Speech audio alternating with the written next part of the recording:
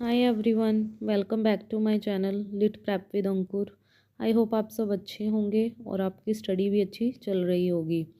तो last lecture में हमने रोमांटिक एज को डिस्कस कर लिया था और विलियम वर्ड्सवर्थ की कुछ पोइम्स को भी डिस्कस कर लिया था। आज की इस वीडियो में हम विलियम वर्ड्सवर्थ की रिमेनिंग पोइम्स को डिस्कस करेंगे। तो फर्स्ट ऑफ ऑल हम डिस्कस करेंगे the world is too much with us, जो कि कंपोज हुई थी 1802 में और इसको पब्लिश करवाया गया था 1807 में और ये 2 वॉल्यूम्स में पब्लिश हुई थी। और ये पोएम क्या है, सोनेट है, इटालियन सोनेट की फॉर्म में इसको लिखा गया है इस पोएम को। और इसकी थीम क्या है, इसमें वर्ड्सवर्थ ने क्रिटिसिज्म किया है मेटेरियलिज्म का और loss of connection with nature. इस पोएम में जो वर्ड्सवर्थ हैं वो मॉडर्न मैन की ऑब्सेशन को उन्होंने क्रिटिसाइज़ किया है कि कैसे human beings money, material comfort और इंडस्ट्रियल लाइफ के पीछे भाग रहे हैं, जिस वजह से जो ह्यूमन बींग्स इमोशनली और स्पिरिचुअली क्या डिस्कनेक्ट हो चुके हैं नेचर से। उन्होंने इस पोएम में ये शो करने की कोशिश की है। The poem criticise modern man obsession with money, material comfort and industrial life which has human being emotionally and spiritually disconnected from nature.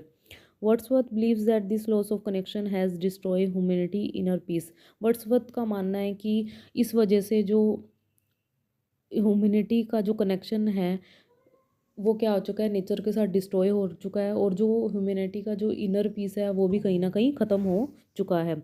He express a wish to live as a pagan so that he could feel spiritually connected to nature again.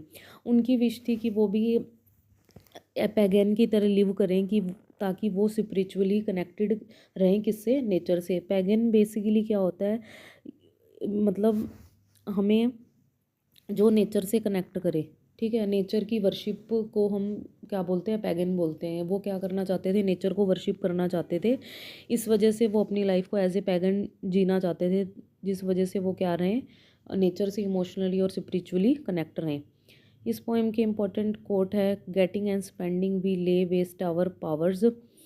वो इस coat का मतलब है कि हम अपनी ज़िंदगी में इतने उन चीज़ों, मटेरियलिस्टिक चीज़ों के पीछे इतना भागते हैं कि हम अपनी पावर्स को क्या कर देते हैं, वेस्ट कर देते हैं।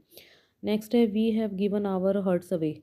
मतलब हमने अपने हर्ट्स को क्या कर दिया है, एक तरह से गिव अवे कर दिया है, किसको, मटेरियलिस्टिक थिंग्स को, ठीक है। नेक्स्ट उनकी पोएम है द प्रिल्यूड और growth of A poets mind and autobiographical poem. इसका कंप्लीट टाइटल काफ़ी इंपॉर्टेंट है एग्ज़ाम पॉइंट ऑफ व्यू से। वो आपको दे देंगे द प्रिल्यूड, आगे उसका टाइटल पूछ लेंगे कि इसका सब टाइटल क्या है, तो आपको याद रखना है कि growth of A poets mind. और ये क्या है, एक ऑटोबायोग्राफिकल वर्क है विलियम वर्ड्सवर्थ का। ये एक एपिक पोएम है जो कि ब्लैंक वर्स में लिखी गई है।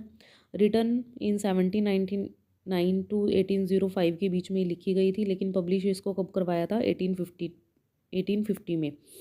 ये क्या है, ये dedicated to S T college, उन्होंने एस टी कॉलेज को ये पोएम डेडिकेट की थी। रोमांटिक एज का मास्टरपीस बोलते हैं हम इस पोएम को। Original written in 14 books. The prelude is the spiritual and psychological autobiography of Wordsworth. ये क्या है, स्पिरिचुअल और साइकोलॉजिकल ऑटोबायोग्राफी है किसकी, वर्ड्सवर्थ की। इसमें वर्ड्सवर्थ ने क्या दिखाने की कोशिश की है, it shows how nature shape his mind, imaginations, moral and poetic genius from childhood to adulthood. जैसे कि मैंने आपको लास्ट वीडियो में डिस्कस किया था कि वर्ड्सवर्थ की जो अपब्रिंगिंग हुई थी वो भी नेचर के आसपास ही हुई थी। वो एक लेक डिस्ट्रिक्ट से बिलोंग करते थे, तो उनका जो चाइल्डहुड है वो मोस्ट ऑफ द चाइल्डहुड कहाँ उन्होंने स्पेंड किया है, नेचर के पास ही स्पेंड किया है। तो क्या वो इस पोएम में डिस्कस करते हैं कि कैसे नेचर ने उनको, उनका जो माइंड, इमेजिनेशन, मोरल्स और पोइटिक जीनियस जो हम उनकी पोइट्री में देखते हैं वो कैसे शेप्ड हुई है, नेचर ने कैसे उन सब चीज़ों को उनकी शेप किया, ये इस पोएम में उन्होंने डिस्कस किया है, चाइल्डहुड टू अडल्टहुड, ठीक है। The shape, other important things क्या है कि वो अपनी इस पोएम में दिखाते हैं कि पावर ऑफ इमेजिनेशन क्या होती है। उन्होंने इन्फ्लुएंस ऑफ फ्रेंच रेवोल्यूशन भी इस पोएम में डिस्कस किया है और कैसे हमारी डेवलपमेंट होती है चाइल्डहुड टू अडल्टहुड, ये सब उन्होंने उस पोएम में डिस्कस किया। और कैसे नेचर क्या करती है, as a teacher, guide and moral force क्या करती है, हमें गाइड करती है, कैसे टीचर की तरह भी, गाइड की तरह भी, और मॉरल फोर्स की तरह भी। ठीक है। It shows how nature shaped his mind, imagination, moral and poetic genius from childhood to adulthood. It describes his childhood experience with nature.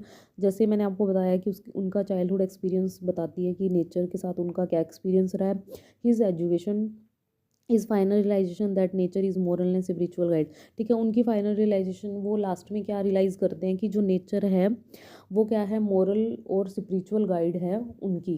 ठीक है।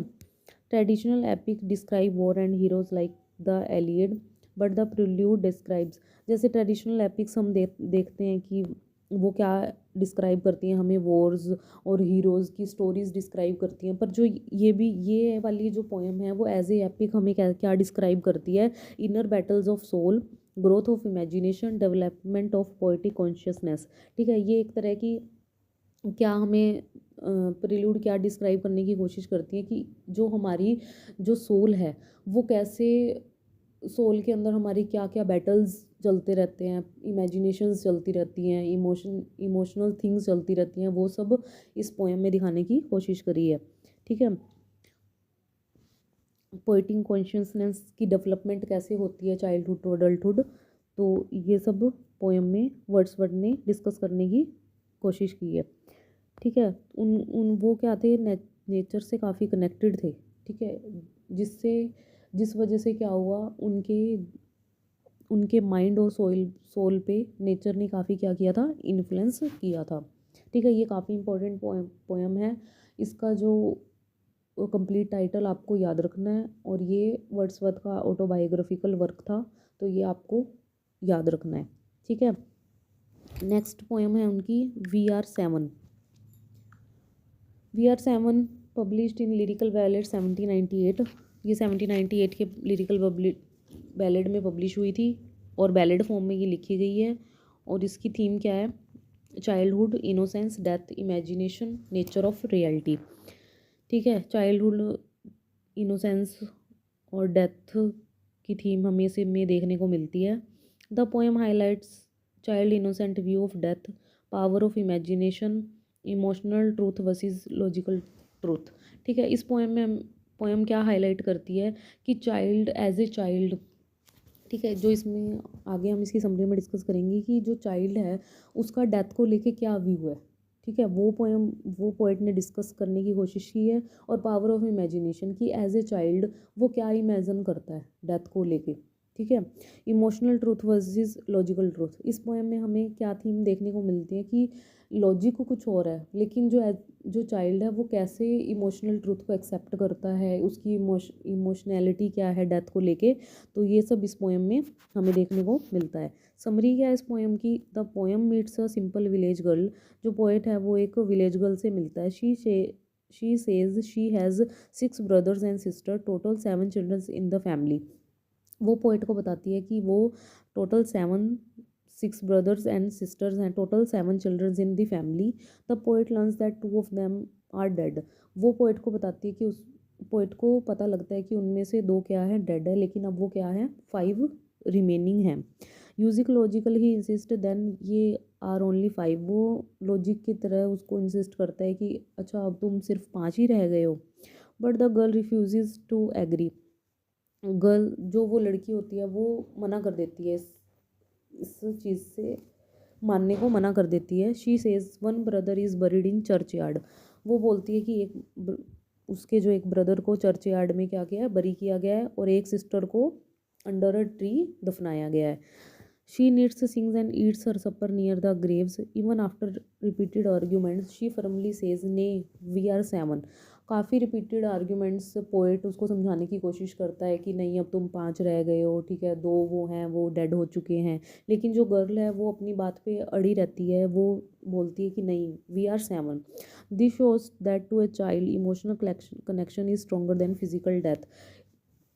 तो वो क्या शो करना चाह रही है, वो बोलती है कि हमारे लिए इमोशनल कनेक्शन ज़्यादा ज़रूरी है किससे, फिज़िकल डेथ से। ठीक है, वो हमारे साथ फिज़िकली नहीं है लेकिन इमोशनली वो हमारे साथ आज भी हैं और हमेशा रहेंगे।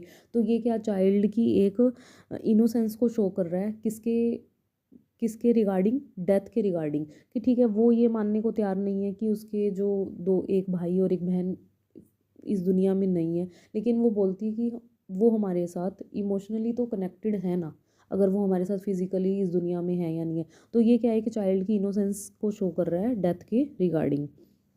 ठीक है, इंपॉर्टेंट कोट है, देयर ग्रेव्स आर ग्रीन। ठीक है, वो गर्ल किसको बोलती है, अपनी सिस्टर और ब्रदर के लिए बोलती है कि their graves are green. Next poem है strange fits of passion I have known.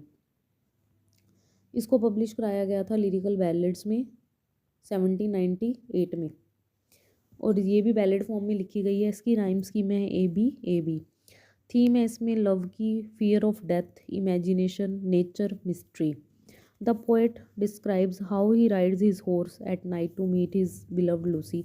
Poet बताता है कि वो कैसे अपने घोड़े पर सवार होकर अपनी बिलव्ड लूसी से मिलने जाता है। ये one of the Lucy poems में से एक है। वर्ड्सवर्थ ने 5 लूसी पोएम्स दी थी, उनमें से एक ये लूसी पोएम में से एक ये है। The moon shines brightly as he come closer to her cottage, as he approaches the moon suddenly disappears behind the roof. जैसे ही वो उसके कॉटेज के पास आता है तो मून क्या होता है, सडनली क्या हो जाता है, डिसपियर हो जाता है, जो कि पहले काफ़ी शाइन कर रहा था। At that moment a terrifying thought come to his mind that Lucy might be dead. उसके मन में उस टाइम पे क्या थॉट आता है कि जो लूसी है शायद से वो डेड हो चुकी है। The poem end suddenly showing that love's deep fear and emotional insecurity.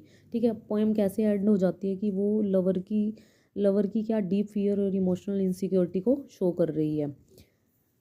तो हमें इसमें देखने के लिए क्या मिलता है कि जो पोएट की जो इमेजिनेशन है, पावर ऑफ इमेजिनेशन है, वो कितनी स्ट्रॉन्ग है कि वो अपने मन में ही सोच लेता है कि उसको लूसी के लिए वो क्या सोचता है, उसकी कि उसके अंदर उसके लिए डीप लव भी है, लेकिन उसके अंदर कहीं ना कहीं फियर भी है उसको लूज़ करने का। तो सडन फियर ऑफ लॉस की थीम हमें इसे देखने के लिए मिल रही है। Unconsciousness connection between love and death. Connection दिखाया गया लव और डेथ के बीच में कि कहीं ना कहीं पोएट उसे डीपली लव भी कर रहा है और कहीं ना कहीं उसके मन में फियर भी है उसको लूज़ करने का। ठीक है, O mercy if Lucy should be dead, ये इंपॉर्टेंट कोट है इस पोएम का, तो ये आप याद रखना। मेनली इसमें क्या है, fear of death, imagination, nature और मिस्ट्री की थीम को डिस्कस किया है, तो थोड़ा ये अपने माइंड में याद रखना। नेक्स्ट पोएम है ओड टू ड्यूटी। इसको पब्लिश करवाया था 1807 में, और ये भी 2 वॉल्यूम्स में पब्लिश हुई थी। फॉर्म है ओड की फॉर्म में इसको लिखा गया। थीम है moral discipline, duty, control of emotions. In ode to duty Wordsworth praises duty as a moral and guiding force of life. Wordsworth बोलते हैं कि जो ड्यूटी है वो एक मोरल लॉ है, और गाइडिंग फोर्स किसका गाइडिंग फोर्स है, लाइफ का एक गाइडिंग फोर्स है। The poet accepts that although natural feelings and emotions are important, self-control and obedience to moral are necessary for a disciplined and meaningful life. Poet ये accept करता है कि जो natural feelings और जो इमोशंस है वो इम्पॉर्टेंट है, ठीक है, लेकिन जो सेल्फ कंट्रोल और obedience to moral law are necessary for a discipline and meaningful life. जो सेल्फ कंट्रोल और ओबीडियंस है मोरल लॉ के लिए, वो किस लिए ज़रूरी है, वो हमारी डिसिप्लिन और मीनिंगफुल लाइफ के लिए काफ़ी इम्पॉर्टेंट है। इसलिए हमें अपनी ड्यूटी के लिए क्या होना चाहिए, डिसिप्लिन होना चाहिए। He ask duty to guide him like a strict teacher and protect from emotional weakness. Poet बोलते हैं कि जो ड्यूटी है वो हमें क्या सिखाती है, वो हमें गाइड करती है कैसे, एक स्ट्रिक्ट टीचर की तरह, और हमें प्रोटेक्ट करती है इमोशनली वीक होने से, हमें क्या करती है, प्रोटेक्ट करती है। ठीक है, वो बोलते हैं कि duty is greater than personal pleasure, true freedom comes from self discipline. वो बोलते हैं कि जो ट्रू फ्रीडम है वो हमें सेल्फ डिसिप्लिन से मिलती है, और जो मोरल लॉ है वो हमें कहीं ना कहीं क्या देते हैं, वो हमें पीस और एक डायरेक्शन देते हैं टुवर्ड्स लाइफ, कि हमें अपनी लाइफ को कैसे जीना चाहिए, और हमारे लाइफ के प्रति हमारे क्या कुछ ड्यूटीज़ भी हैं जो हमें फॉलो करनी चाहिए। इससे हमें क्या मिलता है, एक डायरेक्शन मिलती है, किसके लिए, एक मीनिंगफुल लाइफ जीने के लिए, और एक डिसिप्लिन्ड लाइफ के लिए हमें एक डायरेक्शन मिलती है। तो ये सब उन्होंने ओ टू ड्यूटी में डिस्कस किया है। इंपॉर्टेंट कोट्स हैं, stern lawgiver yet thou dost wear the Godhead's most benignant grace, me this unchartered freedom tires, stern daughter of the voice of God. ये important quote है, इसको देख लेना। Next poem है हमारी my heart leaps up, published in 1807। Form इसकी lyrical है। Theme उन्होंने डिस्कस करी है childhood, continuity of life, love for nature. The poem expresses the poet's deep joy on seeing a rainbow just as he felt in childhood.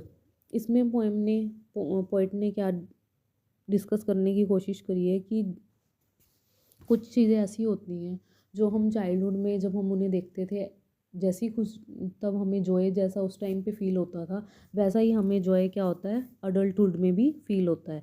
तो ये सब poet ने इस पोएम में शो करने की कोशिश की है। The feelings of childhood should remain alive through of life. जो फीलिंग्स होती है चाइल्डहुड की वो हमारे साथ हमेशा के लिए साथ रहती है। तो चाइल्डहुड इनोसेंस की बात की है, continuity of Joy through out life, deep connection between nature and human art, spiritual relationship with nature. तो इन सब थीम्स के ऊपर पोएट ने क्या किया है, इस पोएम को लिखा है कि जो कुछ चीज़ें जो होती हैं वो हमारी चाइल्डहुड से लेके अडल्टहुड तक हमारे साथ रहती हैं। जो हम चाइल्डहुड में जो भी चीज़ें एक्सपीरियंस करते हैं उन एक्सपीरियंस का कहीं ना कहीं हमारे आने वाली लाइफ पे काफ़ी इम्पेक्ट पड़ता है। ठीक है, हमारी फ्यूचर कहीं ना कहीं उस चीज़ के साथ क्या रहता है, कनेक्ट रहता है। ठीक है, इसलिए तो कहते हैं कि जो हमें हमेशा चाइल्डहुड में अच्छी गुड हैबिट्स को एक्सेप्ट करना चाहिए, गुड डीड्स करनी चाहिए, ताकि वो हमारी क्या करते हैं फ्यूचर को कहीं ना कहीं शेप करते हैं। फेमस लाइन है the child is the father of man.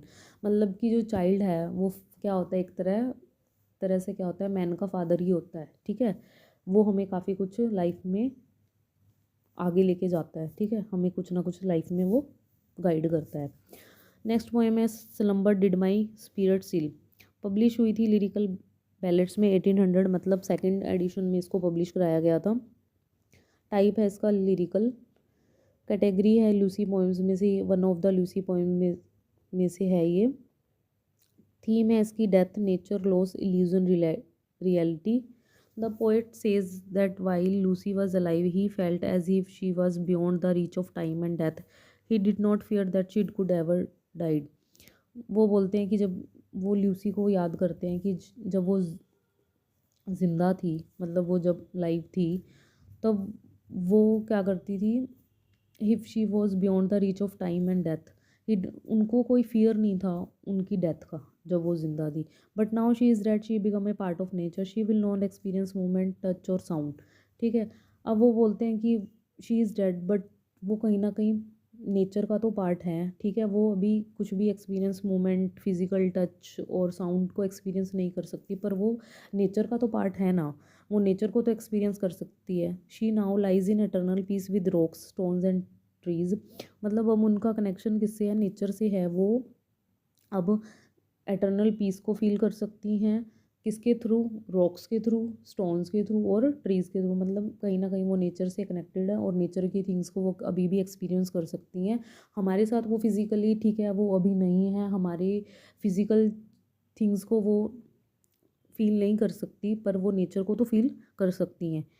ठीक है, तो ये सब वर्ड्सवर्थ ने लूसी के लिए बोला है और इस पोएम में लूसी के रिगार्डिंग उन्होंने ये सब थिंग्स को शो किया है।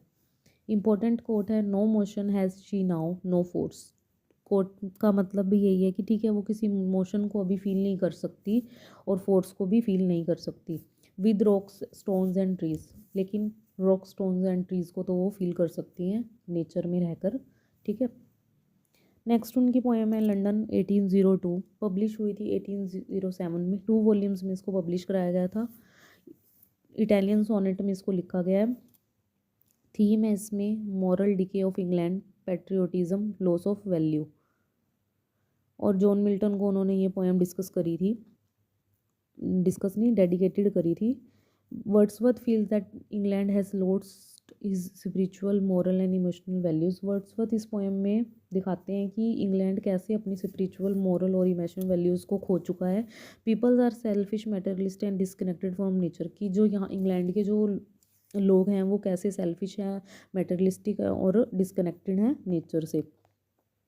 He compares modern England unfavorably with the time of John Milton, whom he says a symbol of truth, courage, freedom and purity. वो कंपेयर मॉडर्न इंग्लैंड को कंपेयर करते हैं टाइम ऑफ जॉन मिल्टन के साथ, जब उन्होंने लंदन को क्या दिखाया था, as a symbol of truth, courage, freedom and purity. He wishes Milton were alive again to awaken the dead conscience of the nation. वो चाहते हैं कि मिल्टन फिर अलाइव हो देखने के लिए कि अब लंदन कैसा हो चुका है, मतलब कि वहाँ पे कोई स्पिरिचुअलिटी नहीं है, कोई करेज नहीं है, कुछ फ्रीडम प्योरिटी सब वहाँ पर क्या हो चुका है, लॉस्ट हो चुका है। तो वो चाहते हैं कि मिल्टन आके देखे कि कैसे जो इंग्लैंड है वो अपनी स्ट्रेंथ और प्योरिटी को क्या कर चुका है, लॉस्ट कर चुका है। इसका इम्पॉर्टेंट कोट है, तो Milton thou shouldst be living at this hour. उन्होंने मिल्टन को डेडिकेटेड करते हुए ये कोट को लिखा था। नेक्स्ट है कंपोज्ड अपॉन वेस्टमिंस्टर ब्रिज सितंबर 3, 1802। पब्लिश इन 1807 में पब्लिश करवाया गया था। इटालियन सोनेट में ही इसको लिखा गया है और सेटिंग इसकी रखी गई है early morning view from Westminster bridge London. ठीक है, पोइट कब इस पोएम को लिखता है कि वो अर्ली मॉर्निंग व्यू देख रहा है, कहाँ से, वेस्टमिंस्टर ब्रिज लंदन से। Wordsworth stands on Westminster bridge early in the morning, sees a breath taking view of London. ठीक है, वर्ड्सवर्थ क्या है, वो वेस्टमिंस्टर ब्रिज पर खड़े हैं और मॉर्निंग में वहाँ खड़े हैं और वहाँ से क्या कर रहे हैं, breath taking view of London को देख रहे हैं। City looks silent, calm, clean, beautiful nature. The sun bright shines brightly on the buildings, ships, domes and towers. The river Thames flow smoothly. कि सिटी बहुत शांत, क्लीन और beautiful लग रही है और जो सन है वो शाइन कर रहा है बिल्डिंग्स के ऊपर, शिप्स के, डोम्स और टावर्स पे, और जो रिवर थेम्स है वो क्या कर रही है, स्मूथली फ्लो कर रही है। The poet feels that no natural scene can be more beautiful than this. Poet feel कर रहे हैं कि कोई भी ऐसा नेचुरल सीन इससे मोर ब्यूटीफुल नहीं हो सकता। He is filled with deep joy, peace and wonder. वो पोइट को कैसा फील हो रहा है कि वो बिल्कुल एकदम क्या फील कर रहे हैं, पीस फील कर रहे हैं उस सीन को देखकर। इन दोनों पोएम में क्या दिखाने की कोशिश की है पोइट ने, लंदन 1802 में वो लंदन को क्या कर रहे हैं, क्रिटिसाइज़ कर रहे हैं कि वहाँ की जो ब्यूटी है, वहाँ का पीस है, वो क्या हो चुका है, लॉस्ट हो चुका है। वो जो पोएम है उन्होंने एक एंग्री टोन में लिखी है, लेकिन जो वेस्टमिंस्टर ब्रिज वाली जो पोएम है वो पोइट ने एक काम टोन में लिखी है। ठीक है, तो ये दोनों डिफरेंस है दोनों पोएम्स में, ये आपको अपने माइंड में याद रखना है कि दोनों पोएम्स में डिफरेंस क्या है। लंदन 1802 जो पोएम है वो जॉन मिल्टन को डेडिकेट करी है और वो कहीं ना कहीं उसमें अपना एंगर शो कर रहे हैं, ठीक है, इंग्लैंड के लिए। लेकिन जो वेस्टमिंस्टर है ये क्या कर रहे हैं, उसकी मतलब काम टोन में लिखा है, पीस शो करने की कोशिश करी है कि कैसे उनको नेचर के उस ब्यूटीफुल सीन को देख के कैसे उन्हें एक जॉय और पीस की फीलिंग आ रही है। ये सब इन्होंने वर्ड्सवर्थ ने इस पोएम में दिखाने की कोशिश करी है। नेक्स्ट उनकी पोएम है द वाइट डो ऑफ राइलस्टोन और द फेट ऑफ नॉर्टन्स। इसको पब्लिश करवाया गया था 1815 में। इसकी फॉर्म है नरेटिव पोएम है, based on a real incident the rising of the north. Setting है इसकी राइलस्टोन, यॉर्कशायर, इंग्लैंड की। जैसे ऊपर वाली पोएम में, लास्ट पोएम में हमने देखा कंपोज्ड ऑफ वेस्टमिंस्टर ब्रिज में, तो उसमें थेम्स रिवर का मेंशन है।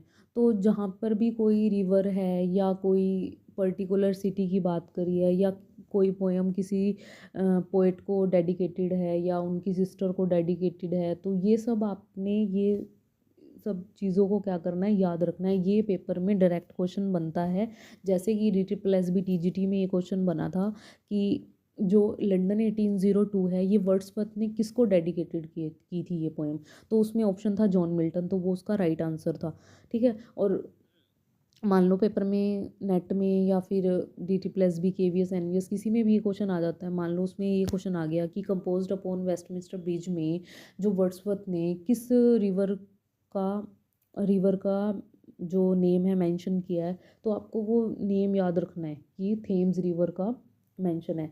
लास्ट वीडियो में हमने जो एक वर्क किया था रिवर वाई के ऊपर, ठीक है, तो वहाँ से भी क्वेश्चन बन सकता है कि कौन सी रिवर का उन्होंने वहाँ पर नेम को मेंशन किया है। तो आपको ये सब चीज़ें क्या करनी है, याद रखनी है। ये ऐसे क्वेश्चंस एग्जाम में बनते होते हैं, ठीक है। जैसे कोई भी पोएम है, वर्ड्सवर्थ ने अपनी सिस्टर डोरथी को, या लूसी पोएम्स को, लूसी पोएम्स की भी जो 5 पोएम्स हैं वो आपको याद रखनी है कि कौन सी पोएम्स हैं वो लूसी पोएम्स में आती हैं, कौन सी एलिजी है, कौन सी सैडनेस के ऊपर लिखी गई है, कौन सी नेचर के ऊपर लिखी गई है। तो ये आपको जोनरा थोड़ा बहुत अपने माइंड में रखना पड़ेगा, क्योंकि यहाँ से डायरेक्ट क्वेश्चंस एग्जाम में बनते हैं। और विलियम वर्ड्सवर्थ तो रोमांटिक एज के काफ़ी इंपॉर्टेंट पोएट हैं, तभी इनको मैंने 2 पार्ट में डिस्कस करा है, क्योंकि ये काफ़ी वास्ट, इनके जो पोएम्स हैं वो काफ़ी ज़्यादा हैं, और उनकी समरी भी काफ़ी इंपॉर्टेंट है, और उनके कोट भी काफ़ी इंपॉर्टेंट है। डायरेक्ट कोट आपको पूछ लेंगे और पूछेंगे कि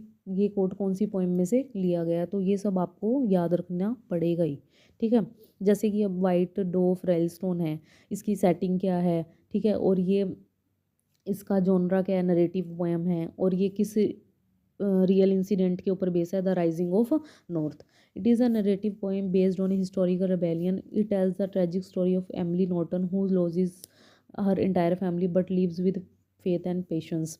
इस पोएम में क्या है, हिस्टोरिकल रेबेलियन के ऊपर है, और इसमें किसकी ट्रेजिक स्टोरी है, एमिली नॉर्टन की स्टोरी है, जो कि अपनी एंटायर फैमिली को वॉर में क्या करती है, लूज़ कर देती है, लेकिन फिर भी वो अपनी लाइफ को जीती है, कि ऐसे अपने पेशेंस और फेथ के बेस्ड पे वो अपनी लाइफ को जी रही होती है।